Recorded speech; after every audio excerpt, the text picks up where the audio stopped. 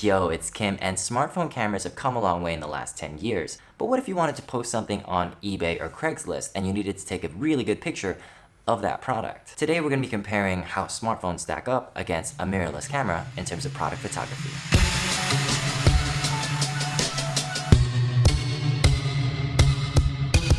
So just for some context, product photography is usually done with macro lenses, not always, but usually. And these lenses usually have much longer focal lengths. Today we're just going to be looking at whether a smartphone, which in this case is an iPhone 6s, with a shorter focal length and a wide angle of view, can actually take decent pictures of products. So the way we're going to be structuring the test is we're going to be taking pictures with the iPhone using the stock app.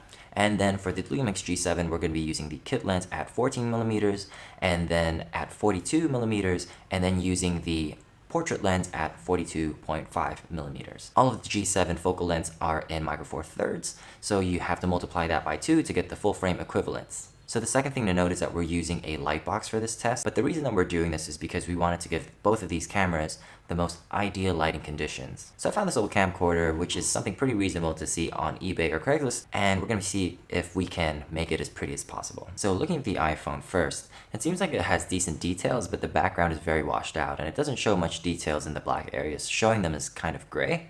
It renders the white as only white rather than a gradient between the black and the white as well. It also gives a pretty close focus distance, which allows you to see some great details, which is really good. Moving on to the Lumix G7 kit lens, shooting at 14mm, there's definitely a close focusing distance. It shows moire in some of the pictures, but I don't think people really notice that. It also has better rendering between the light and the dark areas, which is pretty obvious. And it also shows a better white balance. The camcorder is definitely black in this picture, and the text is definitely clearer than the iPhone.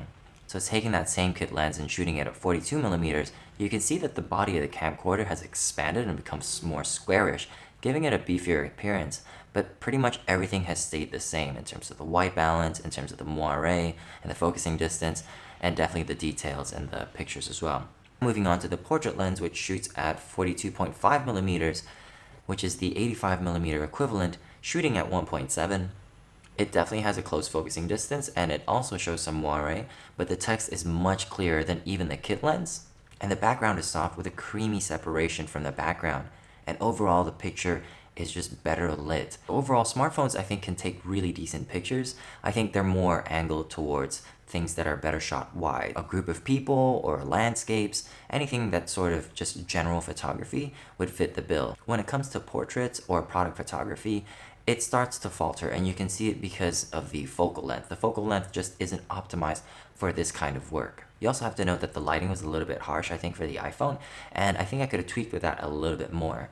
I could also have tweaked the picture in post as well, and definitely have gotten a little bit more detail out of those pictures. Now, the kit lens on the G7 did provide a boost in image quality compared to the iPhone, and you can see this mainly in the dynamic range. It's really able to show a wider spectrum of black and white, but if you wanted the best absolute image quality, you're probably going to have to upgrade from the kit lens. Like and subscribe, and let me know if you guys have done product photography in the past and what cameras you've used. Don't be shy in suggesting future content for the channel, and I'll see you guys next time.